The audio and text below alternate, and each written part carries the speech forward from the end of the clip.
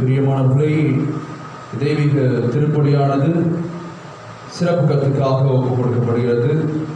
அமுதா ஹரிகிருஷ்ணன் அவருடைய குடும்ப கருத்துக்கள் நிறைவேறவும் மற்றும் இவருடைய மகன் சபரீஷ் அவருடைய திருமணம் நல்ல முறையில் நடந்திட வேண்டிய தெய்வீக திருப்பலியிலே பக்தியோடு மன்றாடி ஜெபிப்போம்.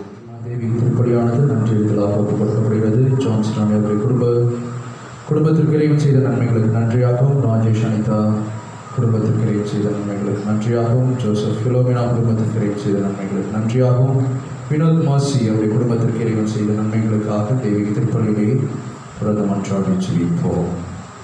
பொது காலம் 21வது ஞாயிற்றுக்கிழமையிலே நாம் அனைவரும் இருக்கின்றோம். இந்த பரிசுத்தமான நாளிலே கடந்த வாரம் முழுவதும் இறைவன் நமக்கும் நமது குடும்பத்திற்கும் செய்த அனைத்து நன்மைகளுக்கு நன்றியாக தெய்வீக திருப்பலியிலே மன்றாடி ஜெபிப்போம். ஆண்டவரே, எனக்கு செவிசாய்த்து என் மன்றாட்டை கேட்டருளும். என் கடவுளை உம்மீது நம்பிக்கை கொண்டுள்ள உன் ஊழியனை மீட்டருளும். ஆண்டவரே, என் மேல் இரக்கமாயிரும், ஏனெனில் நாள் முழுவதும் உம்மை நோக்கி கூக்குரலிட்டேன். தந்தை மகன் தூய ஆவியின் பெயராலே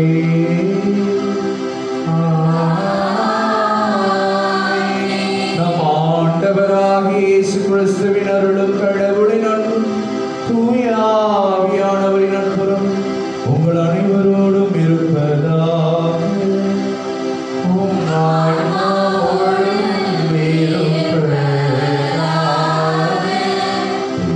பிரியமானவர்களே, வரக்கூடிய வாரத்தில் இறைவன் நம்மையும் நமது குடும்பத்தின் நிறைவாக ஆசீர்வதிக்க இந்த கொரோனா தொற்று நோயிலிருந்து இறைவன் சுகத்தை நமக்கு தந்தருள தெய்வீக திருப்பலியிலே பக்தியோடு இணைந்து மன்றாடி ஜெபிப்போம். இந்த பரிசுத்த கல்வாரி பலியை தகுதியான முறையில் ஒப்புக் கொடுக்க தடையாக இருக்கக்கூடிய நம்முடைய பாவங்களை எல்லாம் நினைத்து பார்த்து இறைவனிடம் மனமருந்தி மன்னிப்பை வேண்டுவோம். எல்லாம் வல்ல இறைவனிடமும் சகோதர சகோதரிகளே உங்களிடமும் நான் பாவியை ஏற்றுக்கொள்கிறேன். ஏனெனில் என் சிந்தனையாலும் சொல்லாலும் செயலாலும் கடமைகள் தவறியதாலும் பாவங்கள் பல செய்தேன். என் பாவமே என் பாவமே என் பெரும் பாவமே. ஆகையால் எப்பொழுதும் கனியான புனித மரியாதை வானதூதர் புனிதர் அனைவரையும் சகோதர சகோதரிகளே உங்களையும் நம் தேவனாகிய ஆண்டவரிடம் எனக்காக வேண்டிக் கொள்ள மன்றாடுகிறேன். எல்லாம் வல்ல இறைவன் நம் மீது இரக்கம் வைத்து நம் பாவங்களை எல்லாம் மன்னித்து நமக்கு முடிவில்லா வாழ்வை அருள்வாராக. ஆமென்.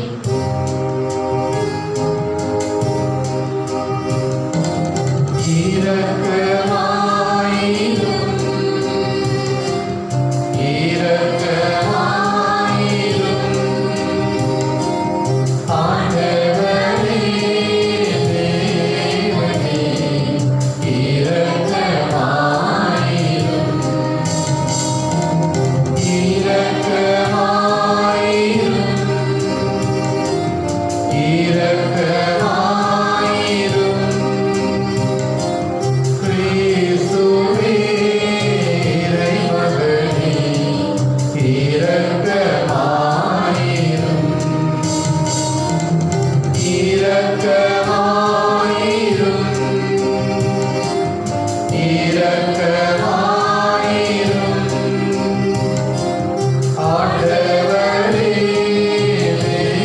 தேவனே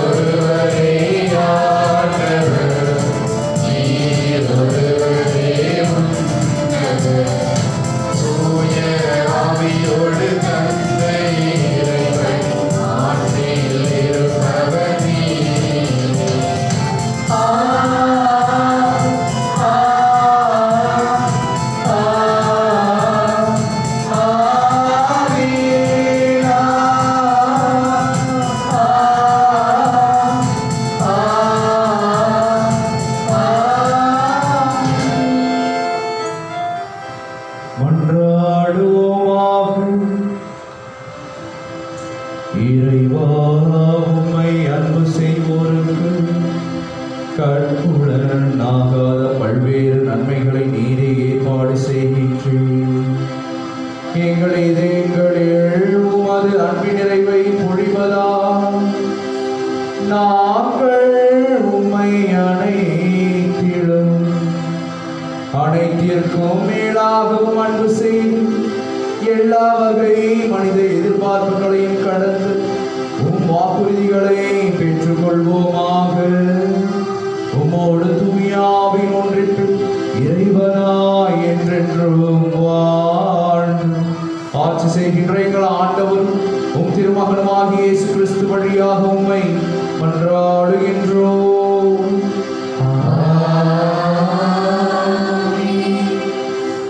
முதல் வாசகம் இறைவாக்கினர் எசாயா நூலிலிருந்து வாசகம். அதிகாரம் 56 இறைவார்த்தைகள் 1 மற்றும் 6 முடிய. ஆண்டவர் கூறுவது இதுவே: நீதியை நிலைநாட்டுங்கள், நேர்மையை கடைப்பிடியுங்கள். நான் வழங்கும் விடுதலை அண்மையில் உள்ளது, நான் அளிக்கும் வெற்றி விரைவில் வெளிப்படும்.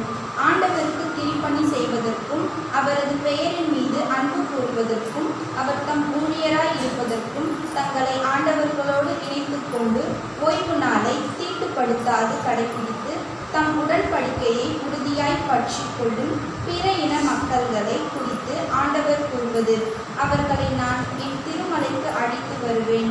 இறைவேண்டல் செய்யப்படும் என் இல்லத்தில் அவர்களை மகிழச் செய்வேன். அவர்கள் படைக்கும் எரி பலிகளும் மற்ற பலிகளும் என் பீடத்தின் மேல் ஏற்றுக்கொள்ளப்படும். ஏனெனில் என் இல்லம் மக்கள் இனங்கள் அனைத்திற்கும் உரிய இறை மன்றாட்டின் வீடு என அழைக்கப்படும். ஆண்டவரின் அருள்வாக்கு. பதிலுரை பாடல் திருப்பாடல் 67. நாம் சொல்ல வேண்டிய பதில்: கடவுளே, மக்களினத்தார் உம்மை புகழ்ந்து போற்றிடுவர். கடவுளே, மக்களினத்தார் உம்மை புகழ்ந்து போற்றிடுவர்.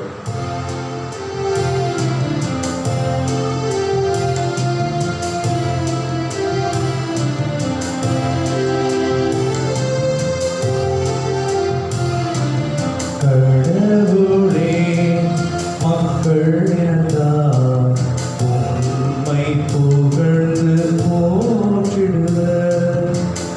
கடவுளே, மக்களினத்தார் உம்மை புகழ்ந்து போற்றிடுவர். கடவுளே, மக்களினத்தார் உம்மை புகழ்ந்து போற்றிடுவர்.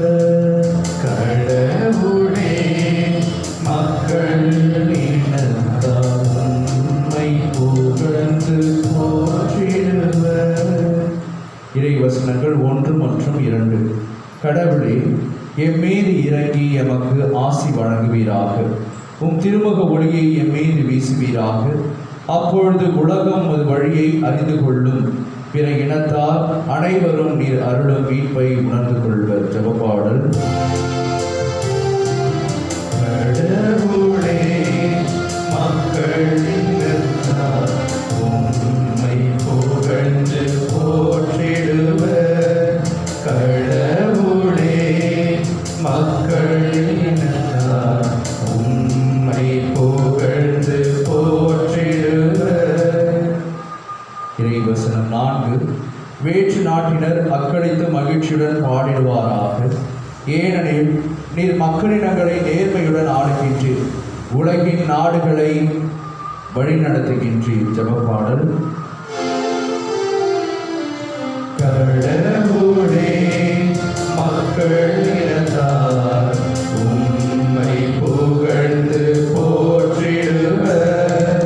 கடவுளே, மக்களினத்தார் உம்மை புகழ்ந்து போற்றிடுவர். இறைவசனங்கள் 5 மற்றும் 7. கடவுளே, மக்களிடத்தால் உம்மை புகழ்வார்களாக. மக்கள் எல்லோரும் உம்மை போற்றுவார்களாக. கடவுள் நமக்கு ஆசி வழங்குவாராக. உலகின் கடையெல்லை வரை வாழ்வோர் அவருக்கு அஞ்சுவாராக. ஜெபப்பாடல். கடவுளே, மக்களினத்தார் உம்மை புகழ்ந்து போற்றிடுவர். கடவுளே, மக்களினத்தார் உம்மை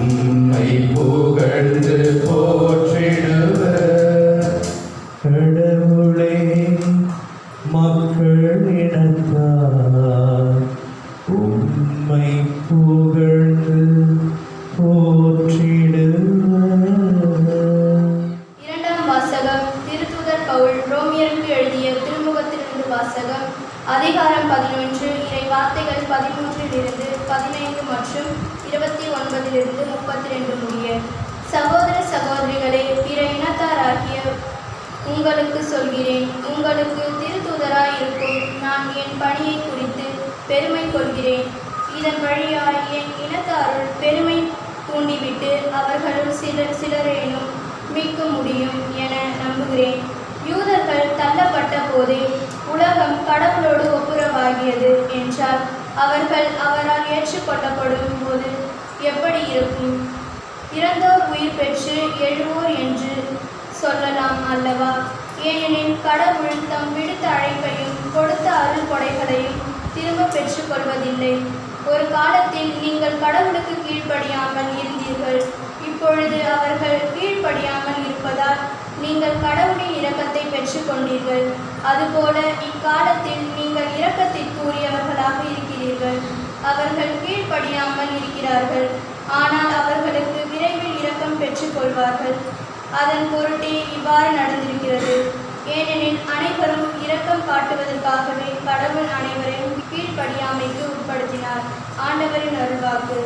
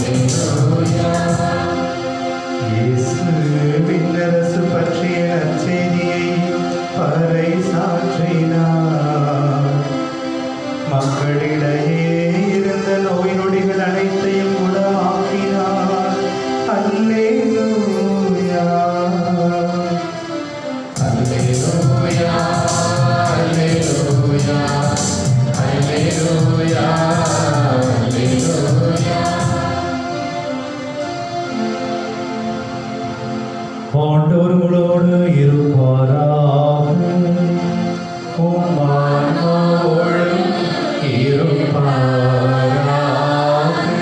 தூய மத்திய எழுதிய நற்செய்தியிலிருந்து வாசகம். ஆண்டவரே மாட்சி உமக்கே. அதிகாரம் 15 இறை சொற்றொடர்கள் 21 28 வரை.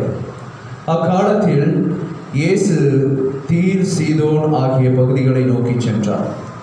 அவற்றின் எல்லை பகுதியில் வாழ்ந்து வந்த கனானிய பெண் ஒருவர் அவரிடம் வந்து, ஐயா, தாவீதின் மகனே, எனக்கு இரங்கும், என் மகள் பேய் பிடித்து கொடுமைக்குள்ளாகி இருக்கிறாள் என்று கதறினார். ஆனால் இயேசு அவரிடம் ஒரு வார்த்தை கூட மறுமொழியாக சொல்லவில்லை. சீடர்கள் அவரை அணுகி, நமக்கு பின்னால் கத்திக்கொண்டே வருகிறாரே, இவரை அனுப்பிவிடும் என வேண்டினர். அவரும் மறுமொழியாக, இஸ்ராயல் குலத்தாருள் காணாமற் போன ஆடுகளாய் இருப்போரிடமே நான் அனுப்பப்பட்டேன் என்றார். ஆனால் அப்பெண் அவர் முன் வந்து பணிந்து, ஐயா, எனக்கு உதவியருளும் என்றார். அவர் மறுமொழியாக, பிள்ளைகளுக்குரிய உணவை எடுத்து நாய்க்குட்டிகளுக்கு போடுவது முறையல்ல என்றார். உடனே அப்பெண், ஆமையா, ஆனாலும் தங்கள் உரிமையாளரின் மேசையிலிருந்து விழும் சிறு துண்டுகளை நாய்க்குட்டிகள் தின்னுமே என்றார். இயேசு மறுமொழியாக, அம்மா, உமது நம்பிக்கை பெரிது, நீர் விரும்பியவாறே உமக்கு நிகழட்டும் என்று அவரிடம் கூறினார். அந்நேரம் அவர் மகளின் பிணி நீங்கியது. ஆண்டவரின் அருள்வாக்கு. கிறிஸ்துவே உமக்கு புகழ்.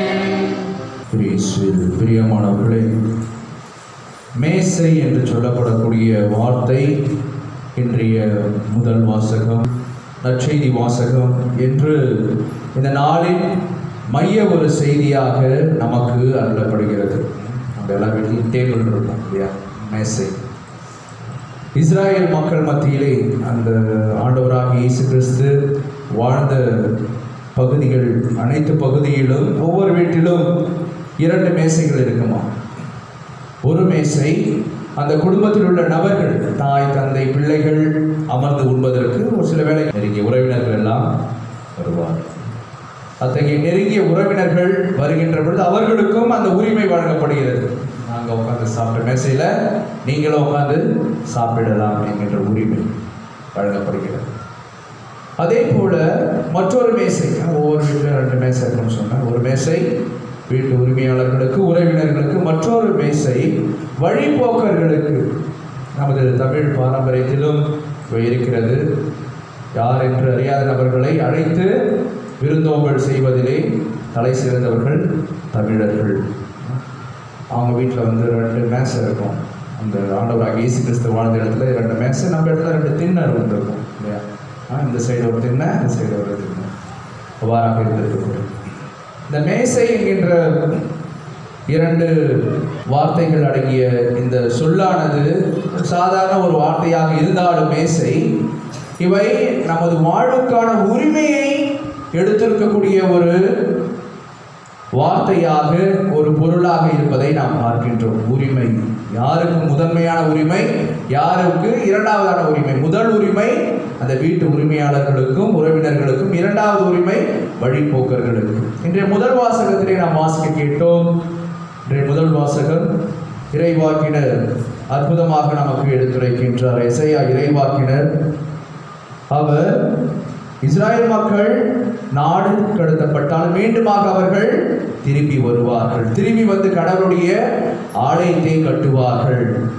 மேலுமாக கடவுளுடைய அந்த மலையை நோக்கி இஸ்ராயேல் மக்களும் செல்வார்கள், புறையினத்தாரும் வருவார்கள், இஸ்ராயேல் அல்லாத மக்களும் வருவார்கள். இவ்வாறாக தங்களது பிறப்பினால், யூதர்கள் என்ற பிறப்பினால் அவர்கள் முதல் உரிமையை பெற்றாலும், இந்த யூதர் அல்லாத மக்கள் கடவுள் மீது வைத்திருக்கக்கூடிய அந்த விசுவாச நிமித்தமாக கடவுளுடைய உரிமையை பெறுகிறார்கள் என்கின்ற செய்தியை நாம் இன்றைய முதல் வாசகத்திலே வாசிக்க கேட்கின்றோம். ஆகவே இந்த நற்செய்தி வாசகத்தை நாம் ஆழ்ந்து சிந்திக்கின்ற பொழுது, ஆழ்ந்து படிக்கின்ற பொழுது நமக்கு தெளிவாகும். ஒரு பெண்ணானவர் வருகின்றார். யூத சமுதாயத்திலே 3 நிலைகளிலே இந்த மகளானவர் தாழ்த்தப்பட்டவராக இருந்தார். யூத சமுதாயத்திலே ஒரு பெண் என்பவர் எதற்கு நிகராக இருக்கிறார் என்று சொன்னால், நாம் வளர்க்கக்கூடிய அந்த நாய்க்கு நிகராக இருக்கிறார். ஏற்கனவே நான் அதை சொல்லியிருக்கோம். மேலுமாக அவர் ஒரு கனானிய பெண்ணாக இருக்கிறார், யூதர் அல்லாத ஒரு புறவினத்தாளாக இருக்கிறார். ஆகவே 2ஆம் நிலையிலும் அவருக்கு ஒரு உயர்ந்த இடமில்லை, தாழ்மையான உயிர். 3வது நற்செய்தி தொடக்கத்திலே நாம் வாசிக்கின்றோம், இந்த மகள் பேய் பிடித்த ஒரு மகனினுடைய தாய். இவ்வாறாக 3 நிலைகளிலே தாழ்த்தப்பட்ட ஒரு மகள் ஆண்டவராகிய இயேசு கிறிஸ்துவை நோக்கி வருகிறார். எதற்காக? தனது பிள்ளை பேயிலிருந்து விடுதலை பெற வேண்டும், அந்த தீயாவின் கட்டுகளிலிருந்து எனது மகள் சுகம் பெற வேண்டும் ஆண்டவரே என்று கத்திக்கொண்டே வருகிறார். கடவுள் என்ன சொல்றார்? நான் யூதருக்காகத்தான் வந்திருக்கிறேன், உங்களுக்காக அல்ல என்று சொல்லுகின்றார். அந்த மகள் கத்துவதை அவர் காதிலே வாங்கவில்லை. அப்போ சீடர்கள் என்ன சொல்றாங்க? ஒரு அம்மா கத்திட்டே வராங்க, அவங்ககிட்ட சொல்லி அவங்கள அனுப்பிடுங்க கடவுளே, நீங்க தான் அவங்களுக்கு சுகத்தை தர, அனுப்பிடுங்க. ஆனால் அந்த மகள் விடாப்பிடியாக, விடாமுயற்சியோடு கடவுளிடம் வந்தால் சுகம் கிடைக்கும் என்று சொல்லி ஆண்டவராக இயேசு கிறிஸ்துவிடம் சொல்கிறார். மேசைகள் இருக்கிறது, உரிமையாளருடைய மேசைகள் இருக்கிறது. அவ்வாறாக உண்ணுகின்ற பொழுது அந்த மேசைக்கு அடியிலே இருக்கக்கூடிய நாய்க்குட்டிகளுக்கு அந்த உணவு, சிந்தக்கூடிய உணவானது கிடைக்கிறது. நாய் வந்து டேபிளில் சேரில் உட்காந்து சாப்பிட முடியாது. ஆனால் கீழே அந்த முதலாளி உண்ணக்கூடிய உணவை, அதனுடைய சிந்திய பகுதியை நிச்சயமாக சாப்பிட முடியும். அவ்வாறாக அந்த உரிமையாளருடைய அந்த உணவிலே இந்த நாய்க்குட்டிகளும் பங்கெடுக்கிறது. அந்த உரிமையாளருக்கு இருக்கக்கூடிய அந்த உரிமை இந்த நாய்க்குட்டிகளுக்கும் இருக்கிறது. எவ்வாறாக இருக்கிறது என்று சொன்னால், விசுவாசத்தின் நிமித்தமாக அந்த உரிமையாளர் செய்யக்கூடிய சொல்லக்கூடிய அந்த செயல்களை எல்லாம் செய்வது நிமித்தமாக. எப்படி வந்து அந்த எஜமானுக்கு விசுவாசமா இருக்கிறான், எதை சொன்னாலும் அந்த வேலையால் செய்வான். ஆகவே எஜமான் கூடவே வச்சிருப்பாரு. அதே போல அந்த நாய்க்குட்டி கூடவே இருக்கும். ஆகவே அந்த எஜமான் எதெல்லாம் கொடுக்கிறாரோ, எதெல்லாம் மீறுகிறதோ அதை உண்ணுகிறது அந்த நாய். ஆகவே இந்த உரிமை முதலாவதாக தரப்படவிட்டாலும் விசுவாசத்தின் நிமித்தமாக முதலாவது உரிமையாக இந்த வேலையால் எடுத்துக்கொள்கிறார், அந்த நாய்க்குட்டிகள் எடுத்துக்கொள்கிறது என்கின்ற செய்தியை அந்த மகளானவர் ஆண்டவராகிய இயேசு கிறிஸ்துவுக்கு சொல்லுகிறார். அவருடைய விசுவாசத்தை பார்த்து ஆண்டவராகிய கடவுள் உனது மகளுக்கு சுகத்தை தருகிறேன் என்று சொல்லுகின்றார். Praise the Lord, praise the Lord. இயேசுவின் பிரியமானவர்களே, இத்தகைய விசுவாசம் நம் மத்தியிலே இன்று இருக்கிறதா?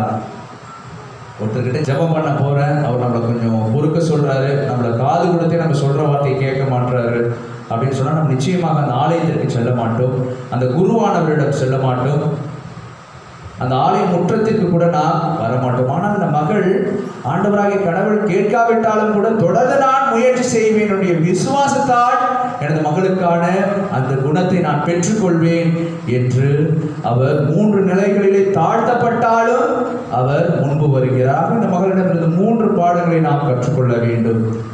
ஒன்று, அவரிடமிருந்த அந்த விடாமுயற்சி. கடவுளிடம் நாம் கேட்பேன், அவர் எனக்கு செவி சாய்க்காவிட்டாலும் மீண்டுமாக உரைப்பேன், மீண்டும் செவி சாய்க்காவிட்டாலும் மீண்டுமாக உரத்த குரலிலே நான் எனது குரலை ஒலிப்பேன் என்ற அவரது விடாமுயற்சி.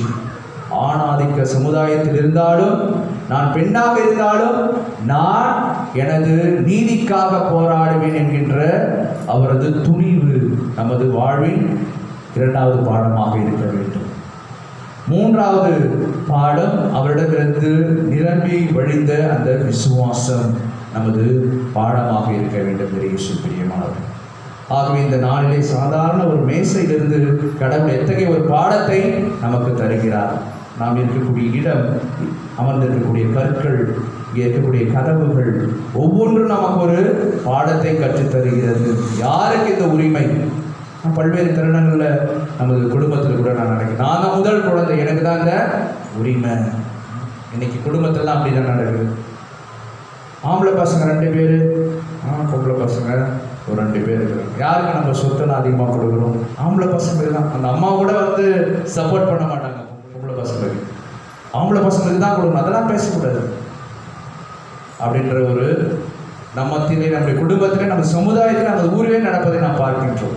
பெண்களுக்கான அந்த உரிமையை பெண்களே தடை செய்யக்கூடிய ஒரு சூழ்நிலையிலே நாம் வாழ்ந்து கொண்டிருக்கிறோம். ஆனால் ஒரு சில குடும்பத்தில் அந்த ஆணுக்கு நிகராக ஏன் அவரை விட ஒரு பங்கு அதிகமாக பெண்களுக்கு தர வேண்டும் என்று இருக்கக்கூடிய தாய், இருக்கக்கூடிய தந்தையர்களை நான் பார்த்திருக்கிறேன்.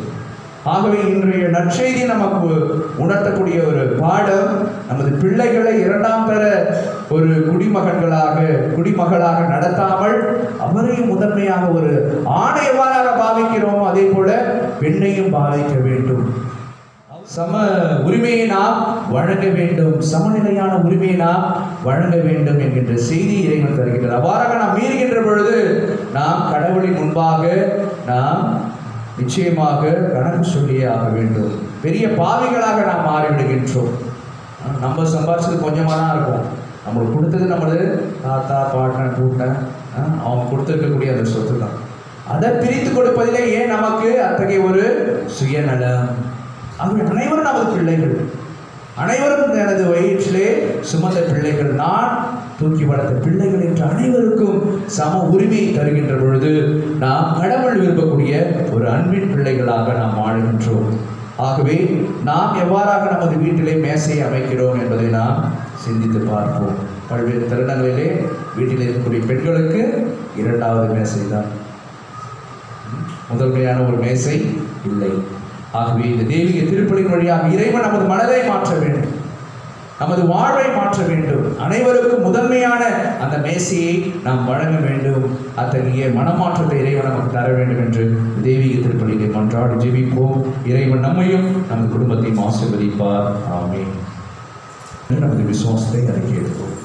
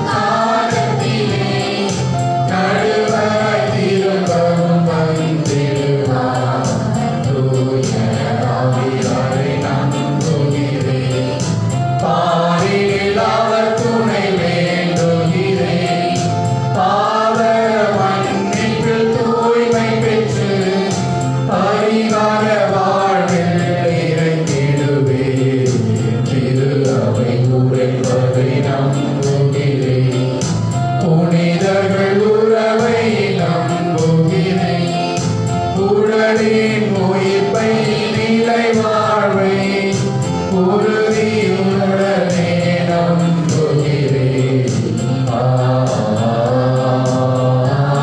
ஆமென்.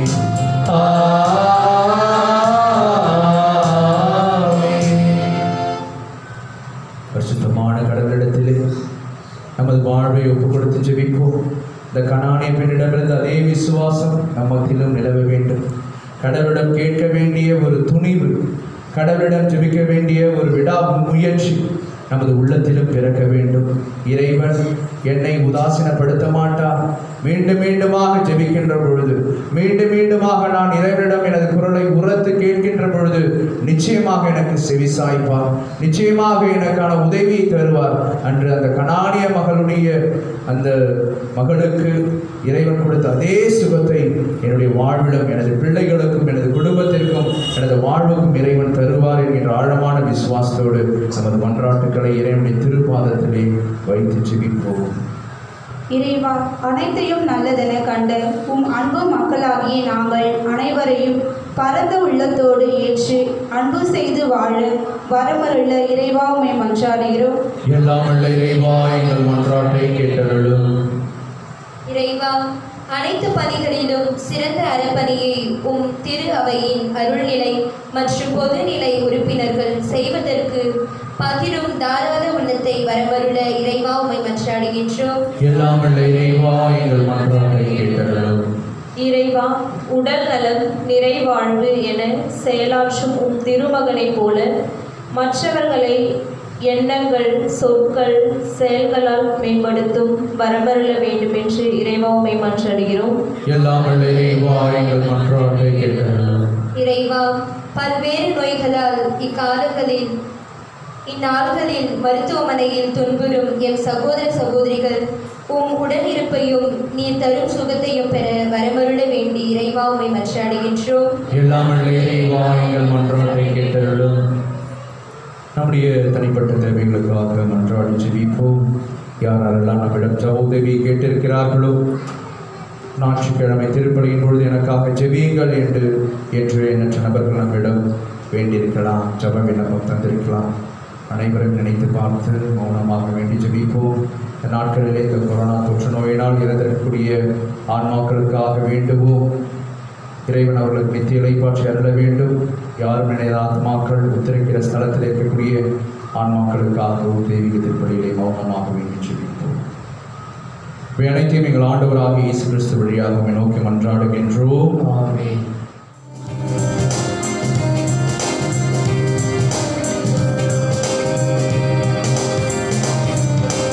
உலகினை படைத்த ஆண்டவரை உம்மிடம் சரணடைந்தேன்.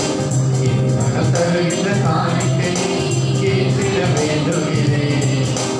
உலகினை படைத்த ஆண்டவரை உம்மிடம் சரணடைந்தேன். என் மனம் தருகின்ற காணிக்கையை ஏற்றிட வேண்டுகிறேன். கருணை நிறைவா ஏற்பானே ஆயிரமெல்லாம் நலம் சேர்ப்பாயே. கருணை நிறைவா ஏற்பானே ஆயிரமெல்லாம் நலம் சேர்ப்பாயே.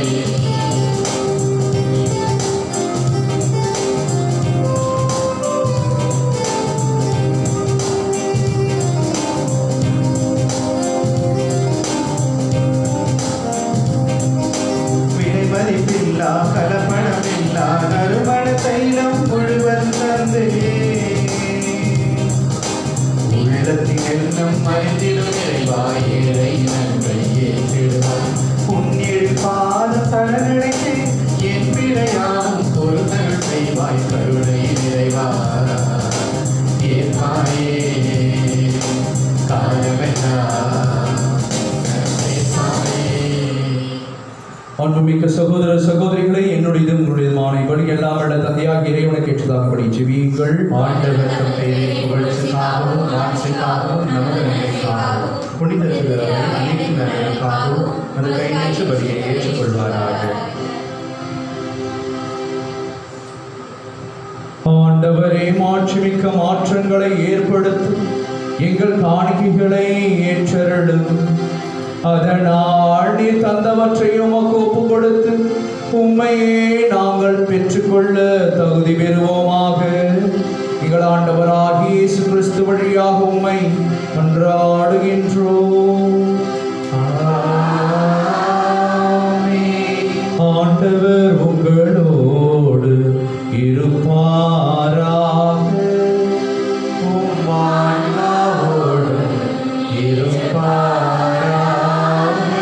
இதயங்களை மேலே எழுப்புங்கள். ஆண்டவரிடம் எழுப்பியுள்ளோம். நாம் இறைவனாகிய ஆண்டவருக்கு நன்றி கூறுவோம். அது தகுதியும் நீதியுமானது.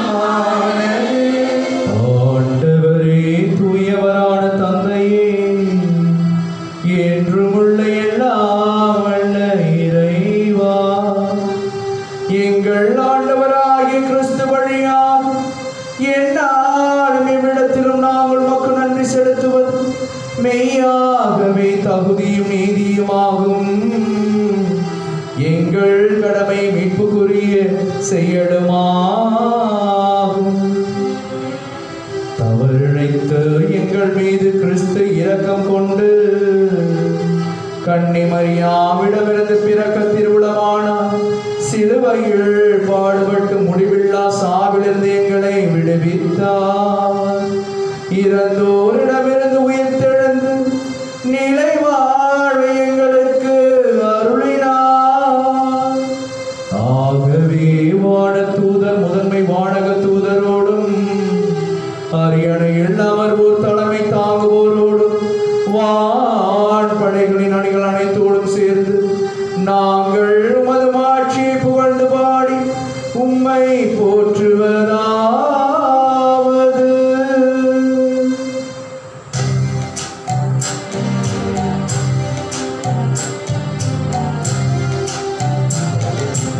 தூயவர் தூயவர் தூயவர் வான் படைகளின் கடவுளாம் ஆண்டவர்.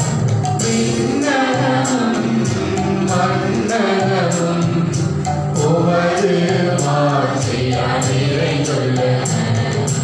உன்னதங்களிலே ஓசானா, உன்னதங்களிலே ஓசானா. ஆண்டவர் பெயரால் வருகிறவர் ஆசி பெற்றவர்.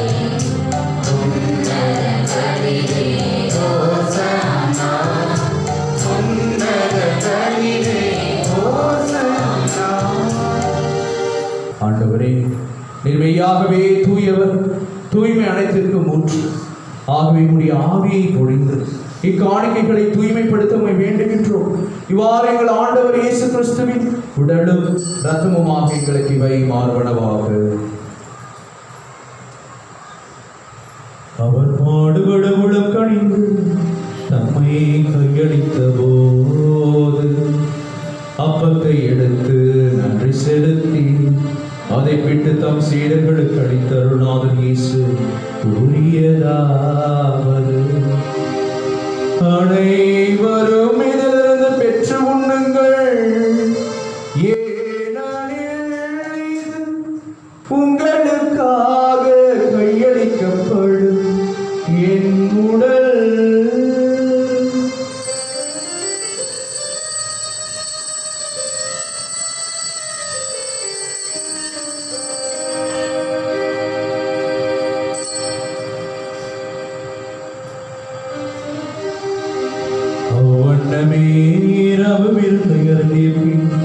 கிண்ணத்தையும் எடுத்து மீண்டும் மக்கள் நன்றி கூறி தம் சீடர்களுக்கு அளித்தருளாதர் இயேசு கூறியதாவது: அனைவரும் இதிலிருந்து பெற்று பருகுங்கள். ஏனெனில் இது புதிய நிலையான உடன்படிக்கைக்குரிய என் இரத்தத்தின் கிண்ணம். இது பாவ மன்னிப்புக்கென்று உங்களுக்காகவும் பலருக்காகவும் சிந்தப்படும்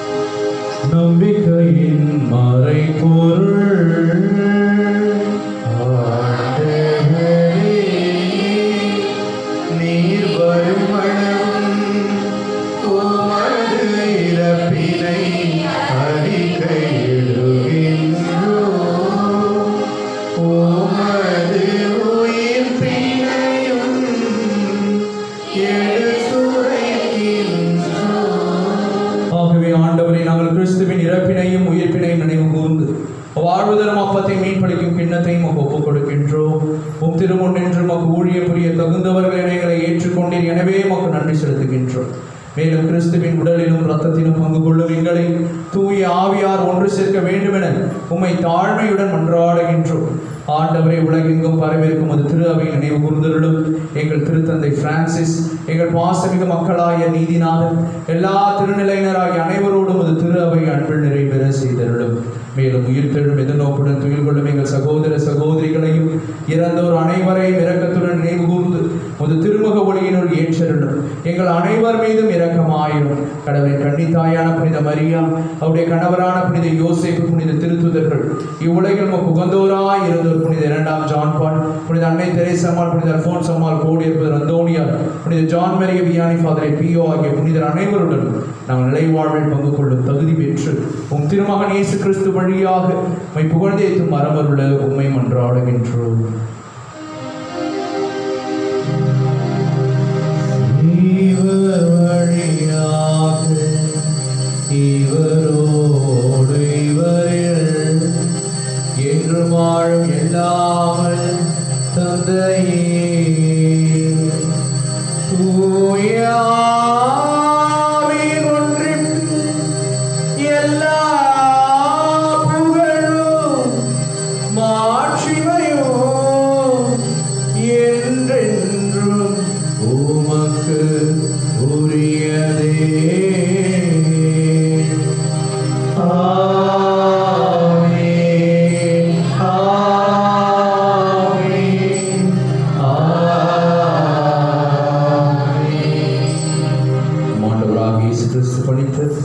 அன்பின் ஜெபத்தை மகிழ்ந்து பாடி ஜெபிப்போம். விண்ணுலகில் இருக்கிற எங்கள் தந்தையே, உமது பெயர் தூயதென போற்ற பெறுக. உமது ஆட்சி வருக. உமது திருவுளம் விண்ணுலகில் நிறைவேறுவது போல மண்ணுலகிலும் நிறைவேறுக. எங்கள் அன்றாட உணவை இன்று எங்களுக்கு தாரும். எங்களுக்கு எதிராக குற்றம் செய்வோரை நாங்கள் மன்னிப்பது போல எங்கள் குற்றங்களை மன்னியும். எங்களை சோதனைக்கு உட்படுத்தாதேயும், தீமையிலிருந்து எங்களை விடுவித்தருளும்.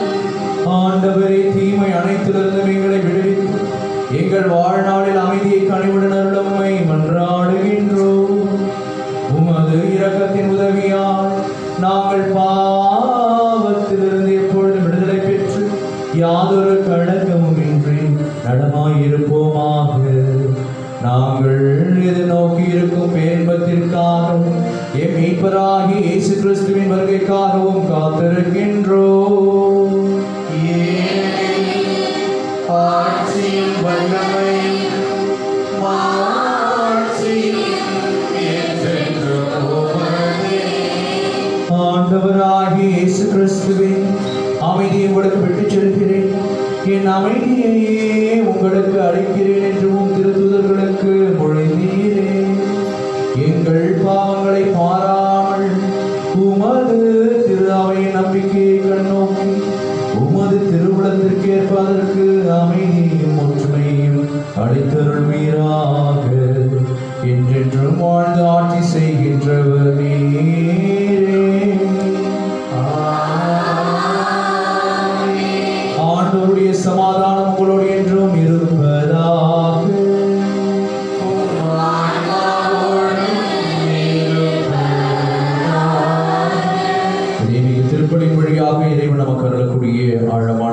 விசுவாசத்தை, உரிமையை, நீதியை, மகிழ்வை, சமாதானத்தை, மன்னிப்பை, ஒற்றுமையை நாம் ஒருவர் இவரோடு பகிர்ந்து மகிழ்வோம். சமாதானம்.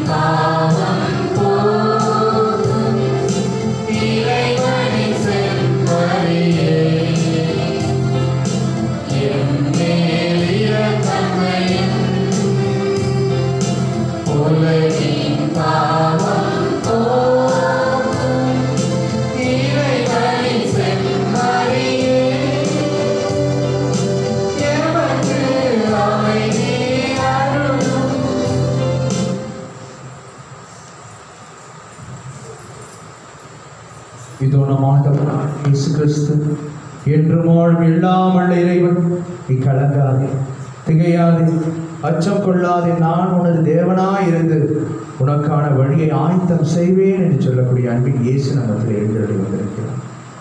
இந்த பரிசுத்த கடவுளின் திருவிருதுக்கு அழைக்க பெற்ற நம் ஒவ்வொருவரும் பேறு பெற்றோம். ஆண்டவரே, நீர் என் இல்லத்தில் எழுந்தருள நான் தகுதியற்றவன்.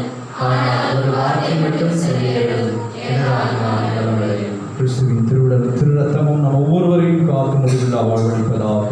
ஆமென்.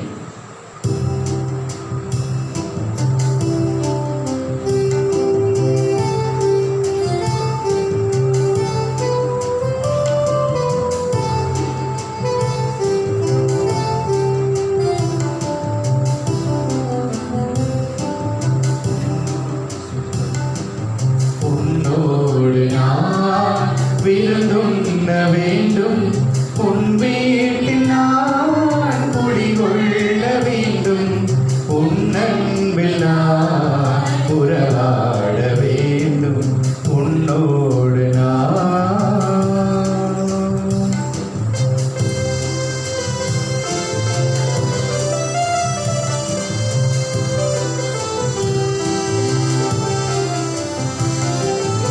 என் வாழ்விலே இது ஒரு பொன்னாள், என்னகமதிலே நீ வரும் திருநாள். என் வாழ்விலே இது ஒரு பொன்னாள், என்னகமதிலே நீ வரும் திருநாள். உன் அன்புக்காய் அனைத்தையும் இழப்பேன், உன் அன்புக்காய் அனைத்தையும் இழப்பேன், மன்னவன் உனக்காய் என்னை கொடுப்பேன், உன்னோடு நான். இரக்கம் ஆண்டவரிடமே உள்ளது, மிகுதியான மீட்பு அவரிடமே உண்டு. நன்றி கூறி மன்றாடுவோமாக. ஆண்டவரே, வல்லடையாளங்களால் கிறிஸ்துவுடன் ஒன்றிணைந்த நாங்கள் உமது கனிவை பணிவுடன் வேண்டுகின்றோம். அதனால் நாங்கள் இவ்வுலகில் கிறிஸ்துவின் சாயலுக்கு ஒத்திருந்து விண்ணகத்தில் அவருடன் தோழமை கொள்ள தகுதி பெறுவோமாக. என்றென்றும் வாழ்ந்து ஆட்சி செய்கின்ற அவர் வழியாக உம்மை மன்றாடுகின்றோம். ஆண்டவர்களோடு இருப்பாராக.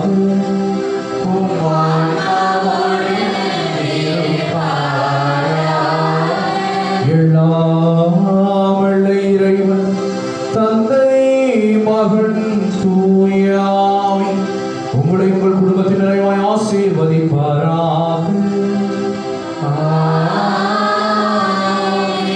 இயேசுவின் உரிமையான பிள்ளைகளாய் வாழ் சென்று வாருங்கள், வாழ்க்கைப்படி தொடரட்டும்.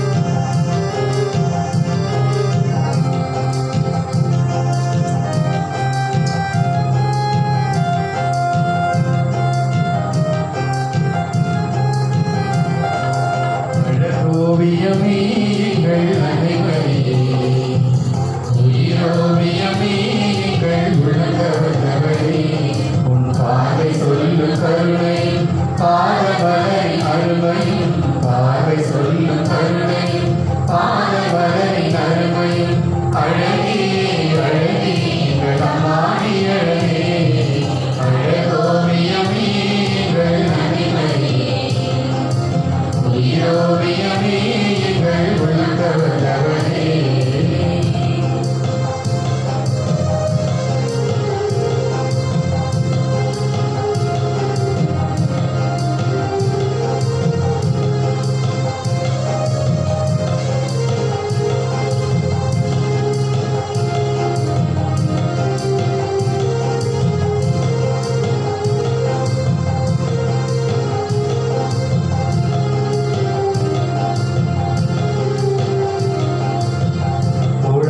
கோடி மக்கள் குறைகளை தீர்ப்பவனே கொள்ளையழகோடு எங்கள் ஆலயம் அமர்ந்தவனே கோடான கோடி மக்கள் குறைகளை தீர்ப்பவனே கொள்ளையழகோடு எங்கள் ஆலயம் அமர்ந்தவனே அம்மாடி தேரினிலே பவனி வரும் போதினிலே பொய்யார ஆகமனம் ஊர்வலமாய் போகிறது யாரும் எங்கள் தஞ்சம் நீயே தாய் உன்னை நம்பி வந்தோ இங்கு உள்ளது எல்லாம் கண்டோ உங்கள் முகத்தை